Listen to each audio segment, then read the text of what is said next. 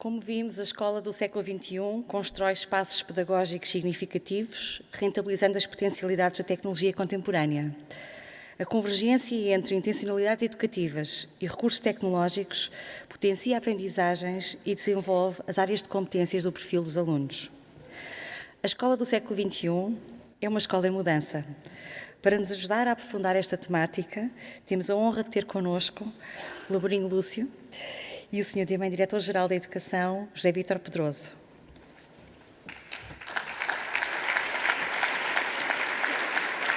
Aproveitamos este momento de transição para pedir o favor de devolverem os receptores que levantaram.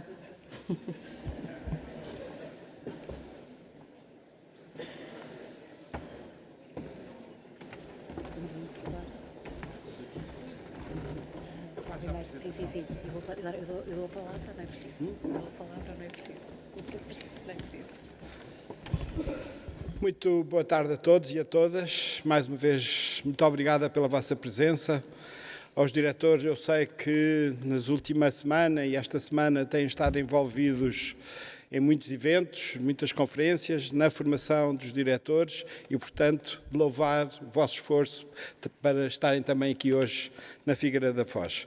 Cabe-me a mim a honrosa tarefa de apresentar o professor Laborinho Lúcio.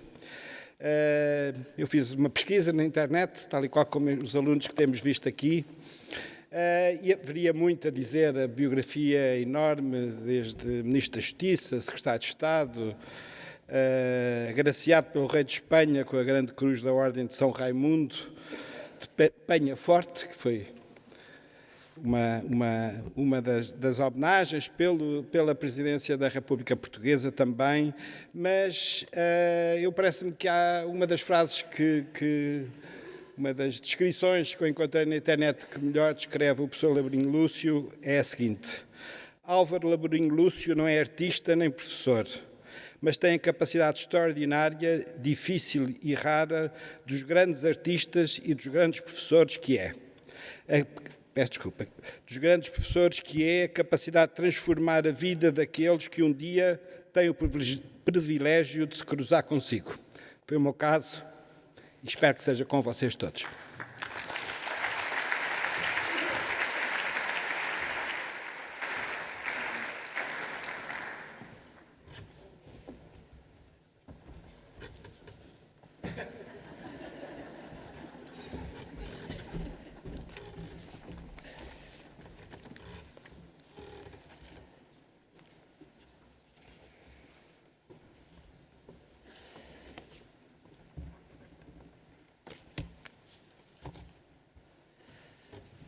Muito boa tarde a todas e todos. Permitam-me uma primeira palavra para vos saudando o Sr. Secretário de Estado, a Sra. Secretária de Estado, agradecer o convite e dizer-vos aquilo que é trivial dizer nestas circunstâncias, mas que hoje faço com um aprazimento especial. Quero dizer-vos da honra que sinto em estar aqui. Tenho a consciência de que estou no meu país a falar para uma elite, que é constituída por todas e por todos vós. Isso responsabiliza-me particularmente e permite-me pedir-vos que tomem a minha intervenção apenas como o gosto de partilhar convosco algumas das minhas reflexões, das minhas inquietações e nada mais do que isso. A mudança a que vamos assistindo terá também o sentido que todos vós quiserdes que ela tenha, porque é nas vossas mãos. E em democracia as elites definem-se pelo modo como assumem a sua responsabilidade pelo facto de o serem e não apenas estruturadas no privilégio que resulta do estatuto que lhes é atribuído. É, pois, apelando à vossa responsabilidade evidente que eu aqui estou para partilhar convosco essas inquietações, essas reflexões necessariamente modestas. Falando-vos da escola em mudança ou da educação em mudança, permitam-me, por razões óbvias, que comece por me referir a Agostina Bessa Luís. Já o fiz noutras circunstâncias e noutro contexto, mas hoje faz mais sentido que volte a fazê-lo. Agostina definiu na sua obra aquilo que designou pelo princípio da incerteza.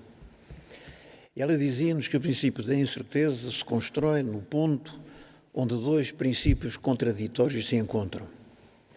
O princípio fundamental da imposição do desejo do ser, portanto de natureza ontológica, própria da essência e da condição humana, com o princípio da imposição da ordem, um princípio de natureza mais axiológica e mais ligado, por isso, à necessidade de organização do mundo e da vida. E Agostina Bessa Luís dizia que a forma de conseguir conciliar estes contrários entre a força do princípio da imposição do desejo do ser e o da necessidade da imposição do princípio da ordem estava justamente na noção exata das referências que era necessário convocar para chegarmos a uma solução de convergência. E para ela as duas referências eram simplesmente a liberdade e a ética. Ora, eu diria hoje aqui, neste espaço, quando falamos da educação em mudança e quando queremos de alguma forma chamar ao nosso encontro a memória ainda tão viva de Agostina Bessa Luís, que este é talvez o grande desafio na escola pública em geral, mas na escola pública portuguesa, a nossa em particular. Como é que ali, naquele espaço, naquele território, naquele habitat, nós vamos encontrar o ponto de encontro, a conciliação entre o princípio da afirmação do desejo do ser, que é transportado todos os dias por cada uma das crianças, por cada um dos jovens que frequentam as escolas como alunos e como alunas, e ao mesmo tempo com o princípio da imposição da ordem, necessário para todo o processo educativo, para definirmos e darmos conteúdo ao sentido da aprendizagem social e da socialização, sem que o princípio da imposição da ordem, ponha em causa aquilo que é verdadeiramente o substantivo e que resulta muito das condições criadas para que se tirem as virtudes necessárias daquilo que é a afirmação do princípio do desejo do ser. É este o desafio, porventura.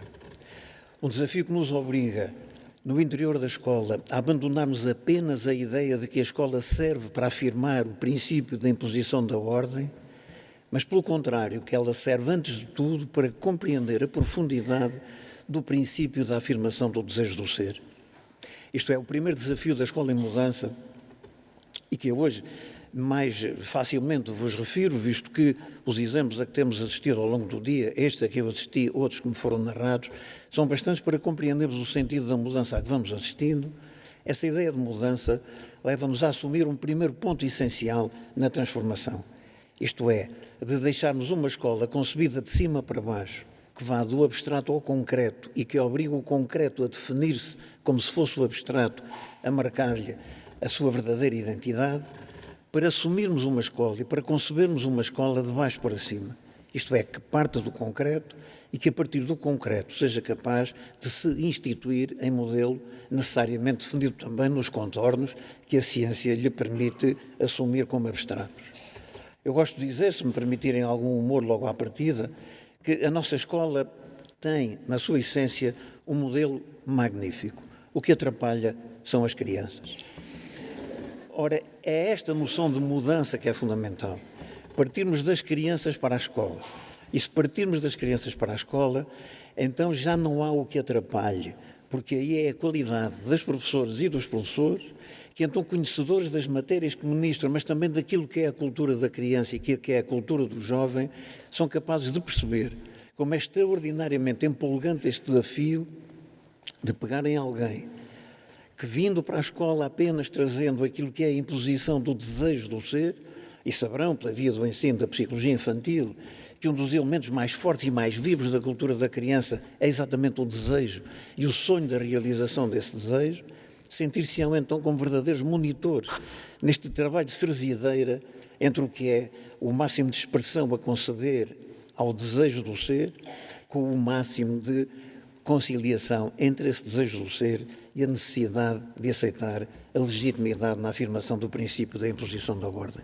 Reparem, por exemplo, como as questões da disciplina ficariam absolutamente resolvidas. Isto é, a disciplina já não é mais uma imposição, é um lugar de encontro. A indisciplina não terá, por isso, espaço para se desenvolver. A indisciplina desenvolve-se no desencontro, não se desenvolve no encontro, no momento do encontro, no momento da partilha. E esse é um ponto essencial para que nós possamos olhar a mudança. E é tão exuberante hoje a possibilidade dessa mudança existir e fazer sentido que eu era capaz de vos pedir autorização para introduzir uma brevíssima alteração no título que me deram à intervenção que eu iria produzir. E que em vez de vos falar apenas, e vejo como agora já podemos dizer apenas, na escola em mudança, eu gostaria também de vos falar da escola na mudança. Isto é, não ficarmos ligados à ideia de que a mudança representa uma interioridade na própria escola. E é voltando-nos para dentro que nós vamos encontrar os caminhos ou os modelos de transformação que queremos prosseguir. Mais do que isso, a escola é ela própria uma instituição de intervenção no exterior, no espaço público, naquilo que é o cotidiano da vida em sociedade, onde a mudança vai acontecendo, muitas vezes desligada daquilo que será, necessariamente, a repercussão dela no interior da própria escola. E, portanto, talvez fazer aqui o primeiro desafio às professoras e aos professores, trazendo de novo, e não é também a primeira vez que o faço, o pensamento irreverente de Bernard Shaw, quando um dia disse: quem não sabe, ensina, quem sabe, cria. Bernard Shaw não estava a criticar os professores, estava apenas a dizer que entre os professores há uma distinção clara entre o professor criativo ou criador, aquele que sabe, e o professor ensinador, aquele que não sabe e que se limita a reproduzir o já sabido.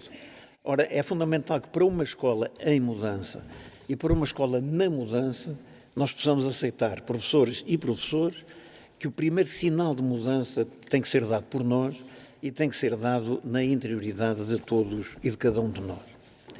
O que muda então por fora? E que constrangimentos hoje podemos encontrar para estabelecermos esta relação entre a escola que somos e queremos ser e os constrangimentos que vêm de fora e que nos impõem, porventura, reflexões críticas mais alongadas para lá daquelas que temos feito ao longo do tempo. Eu limitava-me, porque não é um momento para desenvolvimentos, a citar um pensamento de um historiador israelita, hoje tantas vezes citado, Yuval Harari, quando ele nos diz que em breve a fonte da autoridade poderá mudar dos humanos para os algoritmos. Tal como a autoridade humana era justificada pela narrativa liberal, democrática, a revolução tecnológica que se avizinha pode instituir a autoridade dos algoritmos da Big Data e simultaneamente implodir a ideia de liberdade individual. Daqui um primeiro aviso retira ele. O poder das tecnologias de informação e das biotecnologias, ligado ao advento da inteligência artificial, pode, no limite, levar à imposição de uma ditadura digital. Já desconstruirei um pouco a dimensão pessimista que daqui pode resultar, mas é bom que tenhamos consciência de que há pensadores e pensadores cujo modo de organizar o pensamento não nos deixam dúvidas, que permitam colocar questões de conservadorismo excessivo ou de incapacidade de acompanhar a modernidade. Mas chegados aqui, depois de ouvirmos o que ouvimos, lembramos-nos de outra efeméride que acontece hoje. Passam 30 anos do massacre de Tiananmen. E trazemos à memória o massacre de Tiananmen e o modo como ainda hoje as autoridades chinesas proíbem o acesso à internet, prendem aqueles que se manifestam relativamente ao massacre de Tiananmen e recusam mesmo considerar que aconteceu um massacre em Tiananmen. Nós lembramos, por isso, do que significa uma ditadura. Sabemos o que é uma ditadura, sabemos historicamente o que é uma ditadura. Sabemos hoje já, porque temos conhecimento, porque somos cultos, o que significa a importância do digital. E temos, por isso, a obrigação de saber aquilo a que pode conduzir uma ditadura digital. Harari chama-nos a atenção para a possibilidade de virmos, a prazo, a deixar de ter emprego e, eventualmente, a deixar de ter trabalho. Não vou discutir este tema, há hoje correntes contrárias que demonstram que mesmo através do caminho para o desenvolvimento tecnológico, tal como vimos acompanhá-lo, não é por aí que o emprego diminuirá, nem o trabalho. Mas há uma hipótese disso acontecer. E tanto assim é que não falta hoje quem defenda que perante a possibilidade de, a breve prazo, o emprego desaparecer e o próprio trabalho deixar de ter o valor social de integração que hoje tem, defendem que é preciso acabar com a obrigação do ensino obrigatório até ao fim da escolaridade do secundário. Já ouvi defender o recuo ao novo ano e ainda há relativamente pouco tempo alguém me dizia, numa conversa privada, mas a partir do conhecimento científico que tinha, que provavelmente teríamos de recuar à velha quarta classe. E a razão era muito simples e é lógica, facilmente compreensível. Se não há trabalho e se não há emprego, não se podem criar expectativas de que assim aconteça. E, portanto, na gestão de expectativas, nós não podemos dar às pessoas mais do que aquilo a que elas podem chegar. Não tenho dúvida de que entre vós não haverá um só ou uma só que partilhe este pensamento. Porque a partilha deste pensamento leva-nos à negação de nós próprios perante a aceitação dos efeitos dessa eventual ditadura digital. Se efetivamente aquilo que nos espera e está longe de se provar que tenha de ser, o desaparecimento do emprego e o desaparecimento do trabalho, aquilo que a escola tem a obrigação de dar a cada um e a todos é o máximo de conhecimento, o máximo de informação para que cada um possa, com autonomia, e só com conhecimento a autonomia faz sentido, afirmar o seu espaço numa sociedade que então se apresentará em circunstâncias como essa. Mas mais do que isso, não se trata apenas de saber para que se ensina. É preciso também saber onde se vive. E é Harari que diz que com este caminho, se afirmar uma ditadura digital, deixará de haver uma distinção que ainda hoje conhecemos entre ricos e pobres, para passar a haver, sobretudo, uma distinção entre ricos cada vez mais ricos e cada vez menos e irrelevantes. E agora compreendemos como é que, quando nós consideramos que a alternativa é a de ter uma esmagadora maioria de cidadãos irrelevantes, haja já quem defenda que então o máximo a que podem aspirar do ponto de vista escolar e educativo é o acesso à quarta classe. Talvez, de facto, assim seja possível criar neles o estatuto assumido de irrelevância. Temos, portanto, desafios graves que vêm do futuro. E quando nós colocamos esta perspectiva de saber qual é a dimensão que devemos dar ao ensino obrigatório e à escolaridade obrigatória, eu gosto muito, e não posso deixar de o felicitar, Sr. Secretário de Estado, gosto muito da capa do perfil. Gosto muito da capa. Gosto depois muito do conteúdo. Gosto dos princípios, gosto dos valores, gosto das competências. Mas gosto imenso da capa.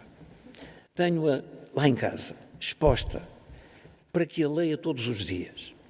Porque o que diz na capa é o perfil dos alunos à saída da escolaridade obrigatória e não o perfil do aluno. Esta é uma das mudanças radicais. O aluno desapareceu das nossas escolas, já não existe. Morreu com a escola burguesa. Não porque a escola burguesa fosse má, pelo contrário. Tantas vezes ainda nós ouvimos dizer, naquele tempo é que era bom. Ora, como todos sabemos, um bom professor nunca será aquele que sonha com o passado. Não era naquele tempo que era bom. Mas naquele tempo a escola podia realmente centrar a sua atenção na figura abstrata do aluno, na figura média do aluno, porque ou todos tinham condições para o ser, ou todos desejavam sê-lo e era por isso que estavam na escola. Porque a esmagadora maioria dos jovens e das crianças estava fora da escola, estava excluída da escola. E, portanto, trabalhava-se com essa figura, conceptualmente formada de cima para baixo, repito, e que era o aluno. Hoje não. Hoje estão todos na escola. É toda a complexidade social, é toda a diversidade social, é toda a incerteza, é todo o risco que dá sentido ao interior da escola, que dá caráter à própria escola. E não há, por isso, o aluno, há os alunos, há cada aluno. E é tão importante dizer isto quanto é certo que quando nós falamos de cada aluno, nós estamos a voltar àquela dimensão que vem muito do pensamento de Agostina e que olha cada pessoa individualmente considerada e que avalia nela o verdadeiro sentido da imposição do desejo do ser. Nós estamos, por isso, contra a tecnologia, e é bom que se diga isso. É o próprio Harari quem o refere. A tecnologia não é uma coisa má. Se soubermos o que queremos fazer com as nossas vidas, a tecnologia pode ajudar-nos a alcançá-lo. Mas se não soubermos o que queremos da vida, é muito fácil a tecnologia condicionar os nossos objetivos e controlar a nossa vida. Isto é, acrescenta ele, se os algoritmos realmente compreenderem o que se passa connosco melhor do que nós próprios, a autoridade passa para as mãos deles. E a questão que se coloca aqui é, no fundo, a de saber quem vem a ter o poder sobre as tecnologias de informação. Isto é, se o poder que gera as tecnologias de informação é um poder democrático e, portanto, não temos que temer as tecnologias de informação, estamos cada um de nós representados nela através da legitimação daqueles que exercem o poder, ou é um poder autocrático, totalitário, ditatorial, e aquilo que nos espera é a condição de irrelevantes. Daí o valor essencial da cultura. O valor essencial da cultura como alguma coisa que seja entranhada em todos e cada um de nós. Um professor, uma professora, porque é para os professores e para as professoras que falo, tem que ser, antes de mais, um cidadão e uma cidadã cultos. E cultos com uma cultura instilada em si próprios, que deem sentido à cultura da cultura, que compreendam, por exemplo, para usar uma expressão de Inerarity, que foi extraordinário o avanço do conhecimento que criou, por exemplo, a utilidade fantástica das agências de viagens. Mas perceber que nenhuma agência de viagens vai resolver os problemas do Ulisses. Foi extraordinário, por exemplo, nós compreendemos a ajuda que tem sido dada a alguns países em situação difícil pelo Fundo Monetário Internacional, mas não é o Fundo Monetário Internacional que vai resolver os problemas de Fausto. É extraordinário aquilo que a ciência avançou, nomeadamente no domínio da psicanálise, mas não é a psicanálise que vai resolver os problemas de Édipo. Isto é, há uma superestrutura cultural que tem a ver connosco, com a nossa condição humana. E é esta condição humana que cimenta aquilo que nós podemos considerar o conhecimento universal. E é esse conhecimento universal que nós temos de assumir como um polo fundamental de património no interior das nossas escolas e defendê-lo à outrance.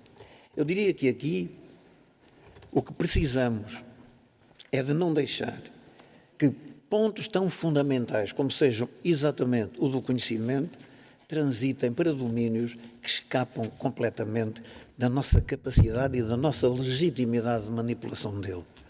Reparem que nós hoje falamos naturalmente na sociedade de informação, do conhecimento e das novas competências. E reduzimos o conhecimento a esta dimensão funcional que lhe atribuímos. O conhecimento está hoje capturado pela eficácia, capturado pela produtividade, e é por isso que nós somos capazes de rapidamente estabelecer um circuito entre investigação, geração de conhecimento novo, inovação, tecnologia e valor.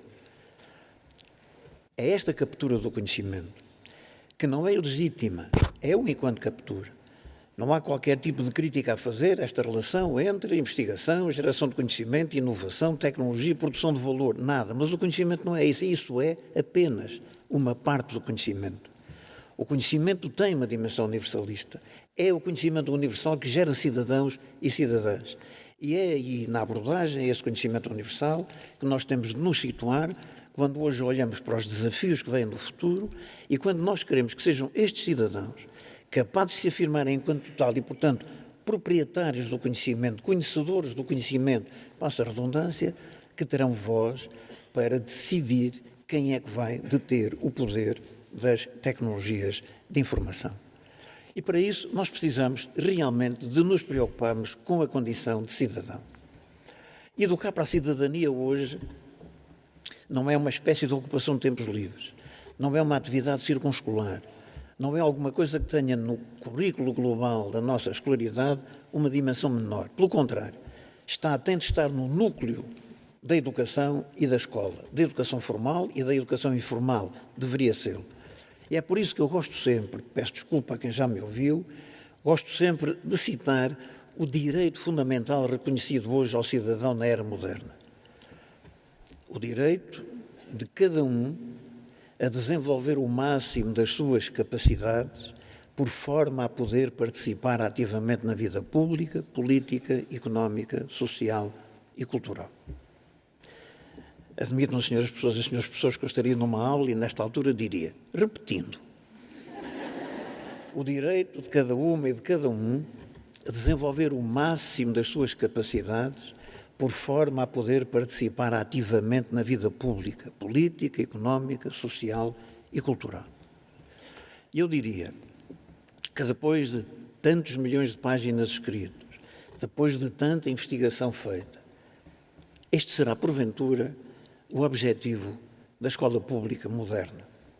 Fazer ela própria com que cada uma e cada um dos seus alunos possa, através dela, desenvolver o máximo das suas capacidades por forma a poder participar ativamente na vida pública, política, económica, social e cultural.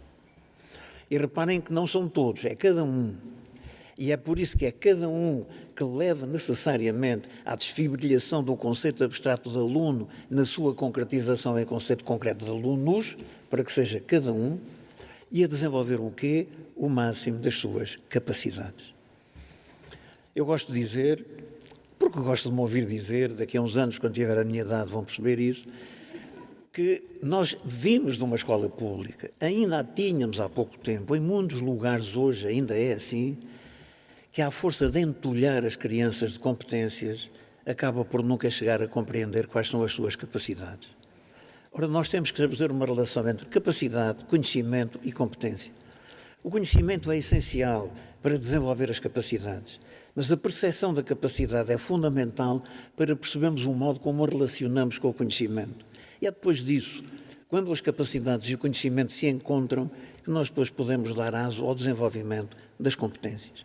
Fazê-lo antes, ou fazê-lo ao contrário, faz com que muitas crianças entram e saiam da escola sem que a escola alguma vez tivesse conhecido as suas capacidades, mas muito mais grave do que isso, sem que elas próprias se tivessem dado conta das capacidades que têm. E uma escola pública não pode fazer isto, sobretudo se quer afirmar-se como verdadeira escola inclusiva, de inclusão universal. Temos então que fazer o quê nesta mudança que se nos coloca? Em primeiro lugar, aceitar que a complexidade, a diversidade, a incerteza e o risco são características positivas, virtuosas da sociedade do nosso tempo, porque nos criam questões novas, porque nos colocam perante desafios novos, porque nos tornam inseguros e, por isso, porque não deixam que nós cristalizemos no nosso conhecimento e na nossa forma de passar o conhecimento. Depois, compreender que o grande imperativo para agir na sociedade complexa é aquele que o próprio Edgar Morin, o pai, se quiserem, da complexidade, nos ensinou, afirmando um novo imperativo categórico que se expressaria nos seguintes termos: age por forma a aumentar sempre as tuas capacidades de escolha. E reparem como a ideia de escolha é aqui fundamental, porque ela leva-nos necessariamente para o interior da escola e para compreendermos que aquilo que nós temos que levar às nossas crianças, aos nossos jovens, através da escola, é o desenvolvimento da sua capacidade de pensar, da sua capacidade de escolher, para depois, a partir de afirmadas uma e outra, podermos desenvolver nelas a sua capacidade de fazer ou de agir. E isso faz-se como? Desenvolvendo a autonomia de cada um. E é esta autonomia de cada um que se alicerça depois, evidentemente, na expressão da capacidade, no aumento do conhecimento e, por último, naquilo que é a afirmação das suas competências. Mas há um risco, que é o de nós individualizarmos por esta via cada um, por tal forma que nós percamos a noção do coletivo ou do conjunto. Ora, hoje uma das palavras-chave para intervir na era moderna e nos desafios do futuro é cooperação e corresponsabilização. Pelo que temos que pedir à escola em mudança que seja ela própria um paradigma de solidariedade. E de solidariedade não no sentido de ajuda de uns aos mais débeis ou aos mais fracos, mas de partilha de um projeto comum em que todos, na afirmação do valor de cada um, se projetam também na afirmação global do valor do coletivo que constituem, e é só nesse valor do coletivo que cada um se afirma plenamente. Não é difícil perceber que assim seja. Muitas vezes se diz que numa sociedade competitiva cá fora, só pode intervir-se com êxito se a escola for ela própria competitiva também. Ora, uma escola de competição não é uma escola de inclusão. E isto não tem nada a ver com a necessidade de criar jovens capazes de competir. Mas a competição ganha-se não pela experiência, mas pela autonomia. É com a autonomia pessoal, é com a autonomia própria que se entra na competição e se vence a competitividade. Ora, uma escola que assume ela própria a competição é uma escola que tem que assumir o resultado natural da competição, isto é, uma escola com vencedores e convencidos. E então estaríamos a falar de uma dimensão hipócrita da inclusão, visto que uma escola que assenta num paradigma de vencedores e de vencidos jamais pode afirmar publicamente, de forma séria, como uma escola universalmente inclusiva. Então fazer como?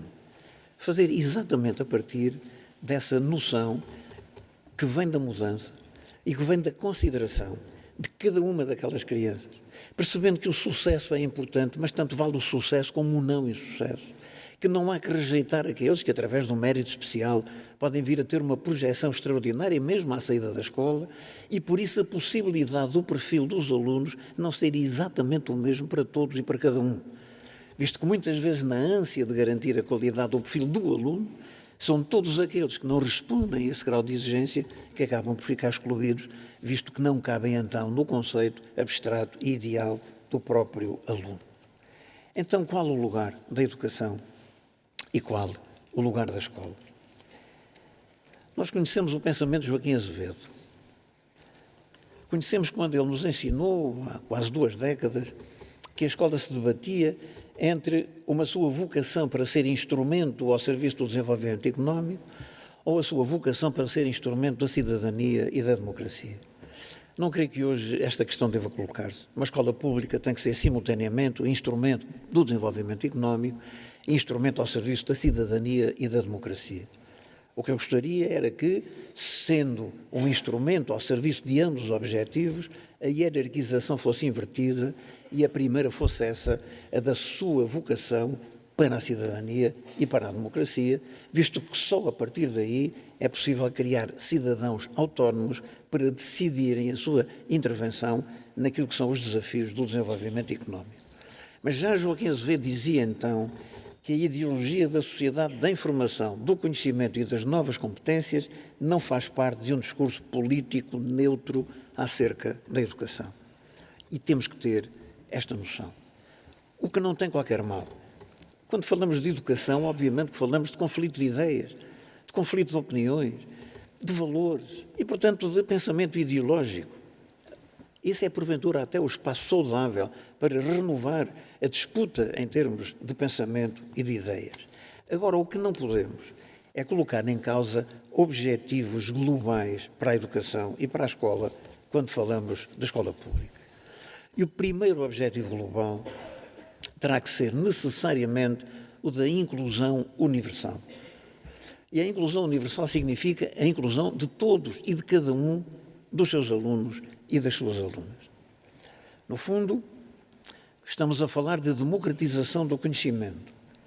E estamos a falar da vitória sobre a irrelevância. Eu sei que não é fácil um projeto em que, com as condições que existem, nós possamos garantir a inclusão de todos e de cada um dos alunos quando eles são tão diversos, quando eles são tão diferentes uns dos outros e, portanto, quando o apelo a esta inclusão universal se torna cada vez mais difícil. Mas temos caminho feito, por exemplo, através da importância da arte no interior da escola. Mas de uma arte que não sirva para fazer artistas. Pode acontecer, e será sempre bom. Fazer um artista é uma epifania, é sempre bom. Mas não é esse o objetivo que nós temos que pedir à escola pública regular. O que temos é de pedir à escola pública que dê à arte a autonomia igual à que dá à matemática, à língua portuguesa, à geografia, à história, etc. E que o ensino da arte seja alguma coisa de especialistas, de quem sabe do que fala, de quem sabe ensinar, visto que o ensino da arte é, sobretudo, o ensino do processo artístico, do processo de criação artística. E é por isso essencial que a escola pública crie públicos capazes de apreciarem a arte. Isto tem a grande vantagem de que de arte todas as crianças gostam. E todas elas, seja qual for a sua origem, têm relativamente à arte uma qualquer relação, uma qualquer história. E talvez pudéssemos, por exemplo, a partir daí desenvolver o pensamento crítico, impedindo que se diga que os gostos não se discutem, o que é um disparate, e criando dentro da escola a ideia de que os gostos se discutem sim, embora cada um tenha o direito de ter o seu, ainda que seja um gosto absolutamente execrável. O que é fundamental é que, tendo o direito a ter esse gosto, tenha o conhecimento e a consciência de que aquilo de que gosta não presta e aquilo de que presta não gosta. E quando nós somos capazes de estabelecer esta distinção, fazemos tanta coisa que nós sabemos que não presta, mas que gostamos, porque nos distrai, porque nos alivia, mas apenas enquanto estamos a distrair-nos e a aliviar-nos, e não para transformarmos aquilo num paradigma de processo cultural e de desenvolvimento, porque isso seria colocar-nos de mão beijada na nossa condição de irrelevantes face ao poder de alguns. Depois o pensamento crítico, a consciência crítica, como dizia Paulo Freire. E hoje, por exemplo, ao falarmos de pensamento e de consciência, é bom estabelecer a distinção justamente porque vamos confrontar-nos com a inteligência artificial, porventura superior à nossa, vamos confrontar-nos com um algoritmo-chefe, porventura mais inteligente do que nós, e aquilo que alguns cientistas vão dizendo que fica para o humano é a consciência apenas. Não fiquem particularmente entusiasmados, porque já surgiu uma nova visão científica que diz que também já há a possibilidade de passar a consciência para aquilo que venha a ser o algoritmo, ou sobretudo o algoritmo-chefe. Então temos que fazer o quê com o pensamento crítico? Para que serve o pensamento crítico? Serve para aquilo que eu gosto de dizer, e permitam-me que eu repita, que olhando para vós, se me perguntarem o que é um grande professor, o que é uma grande professora, eu ser capaz de dizer é aquele ou é aquela que diante de uma criança desobediente não a transforma num aluno obediente. Pelo contrário, a transforma num cidadão dissidente. E que, portanto, pega na desobediência, que é um mal em si, quando nós a colocamos a partir de uma visão moralista também, e que, em vez de o considerar como um mal, a considera como uma energia. Eu tenho aqui uma criança que tem uma enorme energia para dizer que não. Então eu vou ensiná-la a dizer que não. E vou dizer, tu gostas imenso de dizer que não? Então, em primeiro lugar, tens que aprender a fundamentar o não que dizes. Em segundo lugar, tens que aprender a responsabilizar pelas consequências do não que dizes. E, de repente, esta criança deixou de ser um malvado desobediente para ser um cidadão consciente e livre, dissidente. E nós estamos tão precisados de cidadãos dissidentes hoje. Pois que a escola pública não perca essa energia fantástica que ainda por cima vem daqueles normalmente que mais necessidade têm de serem incluídos. Ora, este processo é um processo que leva, provavelmente, a considerar que estas crianças, ao perceberem a dimensão dialógica que há nesta relação, acabem por se abrir à capacidade de ensino e de aprendizagem. Reparem que, quando nós perguntamos, mas então ensinar o quê? Nomeadamente a essas crianças, aquilo que hoje nos dizem as pessoas que pensam estas matérias é muito simples. Ensinar menos informação e mais pensamento crítico, mais comunicação, mais colaboração e mais criatividade. E regressaríamos a Bernard Shaw. Eu regresso a uma pequena história que tem muito que ver com esta ideia do ensino e da aprendizagem. Não sei se conhecem o vosso colega, que disse na escola, onde era professor, que tinha ensinado o seu cão a falar. E tantas vezes o disse, que o diretor do agrupamento, imagino eu, terá convidado o professor a que no dia seguinte se apresentasse na escola com o cão e que mostrasse à comunidade escolar aquilo que o cão era capaz de fazer. E ele assim fez. Reuniram todos os professores, porventura, admito eu, no anfiteatro. Ele entrou com o cão, sentou o cão ao lado e disse, depois de todos se terem colocado em silêncio, fala, Bobby. E o Bobby não falou. Ele fez um sorriso e disse, fala, Bobby. E o Bobby não falou. E finalmente o Bobby levantou-se, deu uma volta, andou aos saltos, ele disse, quando já ele ia a sair, fala, Bobby. E o Bobby não falou. E ele disse, estão a ver? Eu ensinei. Ele é que não aprendeu.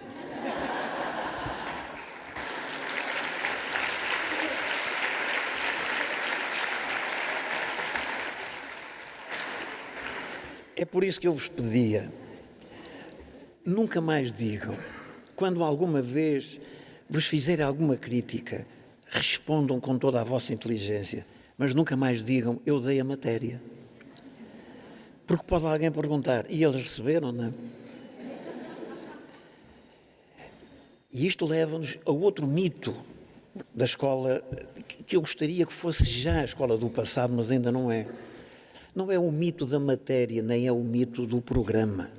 É o mito do dar a matéria e de dar o programa. O mito não está nem na matéria nem no programa, está no dar.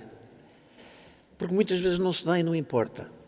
Eu sei que me dirão, e como é que depois eu tenho os alunos preparados para os exames nacionais? Se eu estivesse num meio fechado com 2 ou 3 professores, eu sabia o que respondia a isto. Assim, com tantos, tenho alguma dificuldade. Mas como eu sei que ninguém vai dizer nada, eu era capaz de dizer, imaginando que estou apenas a falar com 2 ou 3. Eu disse, continuo, porque essa é a maneira de acabar com os exames nacionais. E isto...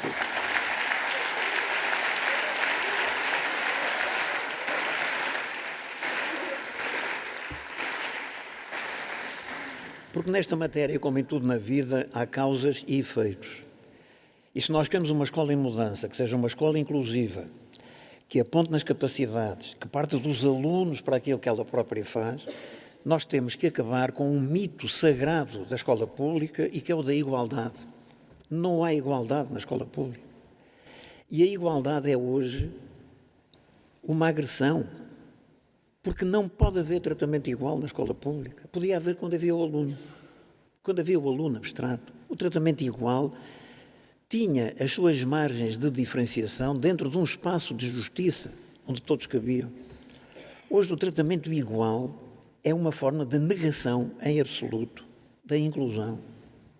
É por isso que, mais uma vez, Sr. Secretário de Estado, eu volto a felicitá-lo por se ter acabado com essa coisa dos testes de diagnóstico, pelo menos com a obrigatoriedade, visto que não se pode acabar o teste diagnóstico, mas acabou-se com a obrigatoriedade.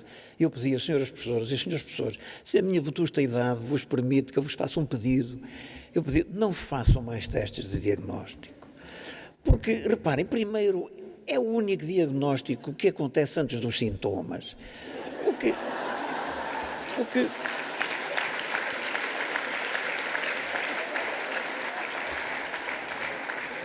Mas pior do que isso, o teste de diagnóstico, por melhor que sejam as intenções de quem o promove, tem que ser visto na cabeça dos alunos que chegam.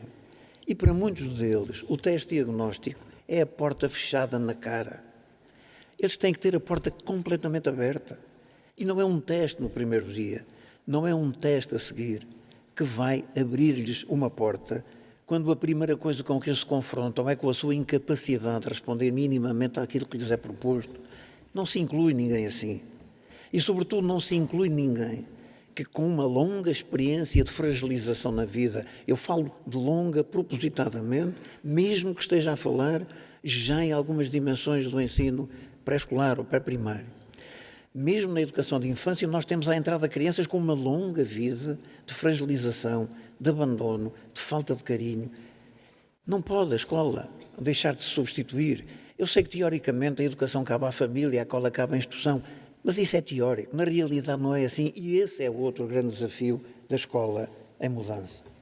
Por outro lado, este modelo de avaliação que nós temos e que só pode ser modificado gradualmente, a pouco e pouco, é um modelo obsoleto, porque é contraditório com o da inclusão. Não é possível nós termos um modelo que faça com que a escola pública viva a obsessão cotidiana dos testes e dos exames. Não me levem a mal quando eu chamo o diretor de turma que convoca os pais e que no início de cada ano lhes diz: os vossos filhos vão ter os testes do primeiro período na última semana de outubro. Segunda-feira, dia tanto, será o de matemática, na terça o de geografia, na quarta o de língua portuguesa. Depois terão os segundos testes na primeira semana de dezembro. Segunda-feira, terça-feira. Depois, no início do segundo período, cá nos encontraremos para dizer quando é que acontece cada uma das baterias de testes. Este é o diretor de turma organizado. E os pais ficam felicíssimos, todos. E dizem, mas estou tranquilo, já sei como vai ser durante o período. O problema é se algum dia um pai diz, doutor, como é que sabe que o meu filho nesse dia está em condições de fazer o teste? E a resposta só é uma, tem que estar, porque a matéria já foi dada. E, portanto, mesmo que a matéria se atrase, é uma complicação porque ela tem que avançar, porque naquele dia vai haver o teste. E depois vai haver o outro. E depois vai haver o outro. E depois há os alunos que vão ficando para trás. E depois é uma maçada à escola. Estava tão bem orientada para o ranking. E agora como é que vai ser com estes miúdos? E depois se andam ali, naquela linha do tem positiva, não tem positiva. A retençãozita até pode ser a favor deles, para o ano vão ver que eles vão mais longe e lá ficam uns tantos mais retidos para ainda se ter a hipótese do ranking e depois fica-se bem situado no ranking. Quando se fica bem situado no ranking, nem a fala da segunda circular.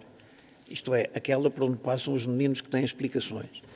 E, portanto, é possível nós virmos a ter metas de aprendizagem à partida, ranking no fim, no meio disto, um teste diagnóstico, não sei quantos testes pelo caminho, a preocupação dos exames. E nas férias falamos, alegremente, na escola inclusiva. Ora, não é de um momento para o outro que isto pode modificar-se.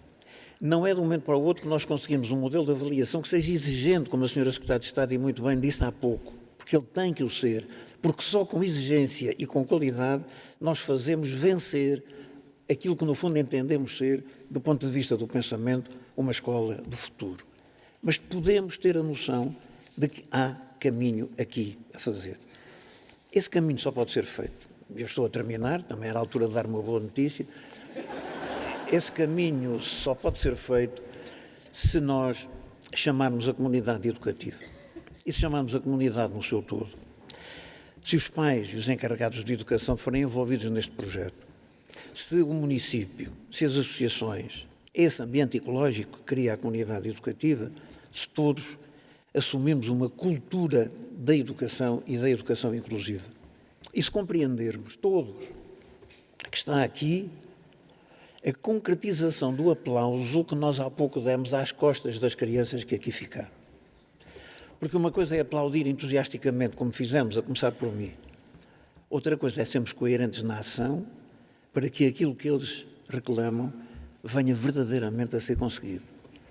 E hoje, todos nós, aqueles que ainda detêm na dimensão profunda da sua ontologia, passa de novo a repetição do palavrão, um respeito pela densidade da condição humana, aquilo que Edgar Morin, nos 7 pilares para a educação do século XXI, diz ser uma educação que parta da humanidade enquanto comunidade de destino. Enquanto tivermos este objetivo, nós temos de compreender que temos que ser todos. Que o não ficar para trás não significa os que ganham ou os que perdem. Quem fica para trás faz-nos perder mais a nós, porque temos menos companheiros de marcha, porque temos menos capacidade de afirmar a condição verdadeiramente do humano. E ao menos no limite que se tenha a noção que se um dia caminharmos para a sociedade do pós-humano, ao menos que tenhamos tido a capacidade de não deixar no tempo passado ninguém que nem ao limiar da condição humana chegou. Esse é um desígnio profundo para todos e para cada um de nós. Eu não o faria assim, com esta veemência, não o diria com esta quase manifestação de apelo, se não sentisse que há hoje um profundo sentimento de mudança. Que esse profundo sentimento de mudança está em vós, está na capacidade da escola. Há uma coesão entre o pensamento exterior e o pensamento interior. Há um desafio grande para que nós sejamos capazes de assumir e explorar ao máximo aquilo que são as nossas capacidades. E quando me refiro a vós, quero fazê-lo com a honestidade de sentir que nem todos são excelentes, nem todos são muito bons, alguns, não direi de vós, mas alguns professores em 120 mil não serão mesmo bons. Mas a esmagadora maioria é-o. Eu não digo com o Sr. Presidente da República que os professores portugueses são os melhores do mundo.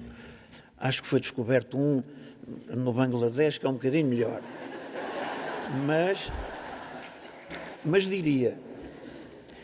diria que são suficientemente bons para que cada um de nós possa confiar nas suas mãos o nosso futuro. Não é o futuro dos nossos filhos, é o nosso futuro. O futuro de todos e de cada um enquanto aqui estamos. porque a escola é hoje um instrumento decisivo da afirmação verdadeira e própria dos valores e da cidadania. E por isso permitam-me que eu cite a terminar apenas um parágrafo muito simples de um grande mestre meu, que eu tomei como hoje verdadeiramente o meu professor, e diz assim: torna-se necessária uma educação que ensine a pensar criticamente e ofereça um caminho de amadurecimento nos valores. Chama-se Francisco e é Papa. Muito obrigado por vossa.